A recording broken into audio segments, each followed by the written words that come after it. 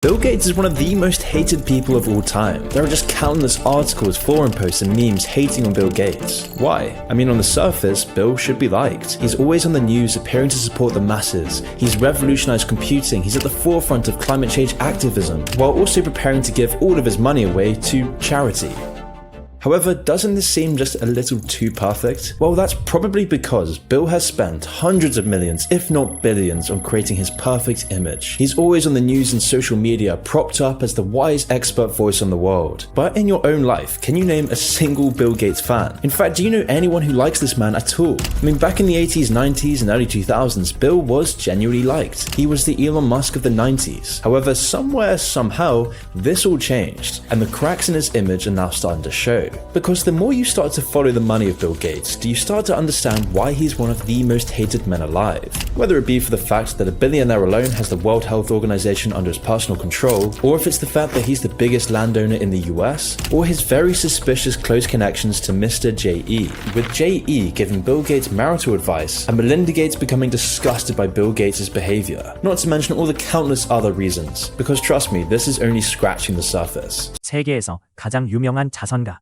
하지만 돈의 흐름을 따라가면 완전히 다른 얼굴이 드러납니다. What didn't recover was Bill's reputation, and this was a turning point for Bill Gates, because it was after this incident that the tech mogul would do everything he could to change his media coverage. As Gates had the financial resources and influence to do anything he wants, he would influence the public using a much lower profile method. Over the years, the Bill and Melinda Gates Foundation, Bill Gates' proxy investment company, would donate about $320 million to various media projects. This included mainstream outlets like CNN and NBC, News Publisher Association, as well as foreign and domestic journalist organizations. In fact, Bill Gates' foundation bankrolls so many different aspects of the press that it's possible for Gates to fund entire journalistic careers from their education to the media outlets they work in. Although these donations are publicly listed on the foundation's website, there's no real way to tell how any of these financial grants were actually used by the recipients. Additionally, the foundation only lists financial contributions that were specifically given to media campaigns and outlets. It does not include grants given with the aim of producing articles for specific academia, such as medical journals or other scientific studies, which means Gates' numerous donations that indirectly affect the media are left unlisted. So in simpler words, this means that his grand total spent on news manipulation is likely much more than $320 million. This is part of the reason why up until recently, Bill Gates has had almost exclusively positive coverage in the news, despite his many shady activities, like for example, his foundation effectively privatizing multiple international health organizations.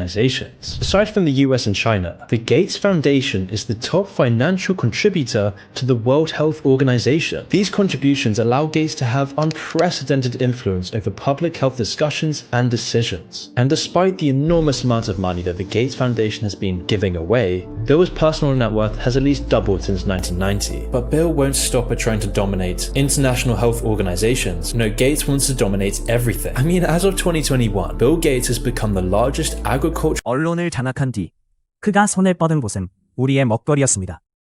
Gates has been silently acquiring farmland in many different states and holding that property in a wide network of shell companies through a subsidiary, Cascade Investment LLC. Mind you, he was doing this during the recession of coronavirus, when everyone was shut up in the houses. When the economy plummeted, Bill Gates then bought up this cheaper land. And the only reason this got discovered was because a research team did some heavy digging on an anonymous Louisiana investor making a $171 million land acquisition. Now obviously Bill Gates didn't want his name anywhere near these purchases, because if people realized the biggest proponent of lockdowns was then using this to profit, Gates would then receive a flurry of negative attention. So Gates has been trying to keep this as quiet as possible. However, once he was exposed, he would quickly go for the narrative that agriculture was merely a good investment. But just imagine for a second the raw power and influence that could possibly come with owning so many acres, becoming the largest landowner in America. By doing this, Gates fully controls what products are grown, how much is produced, how the operations are run, and who works there. And despite having complete jurisdiction over all that farmland, it goes without saying that Gates isn't exactly your typical rancher. The tech oligarch has also co-financed many different kinds of genetically modified food experiments, and is a big purporter of synthetic and artificial meat. Gates believing that we should switch to these alternatives entirely. What's called artificial meat.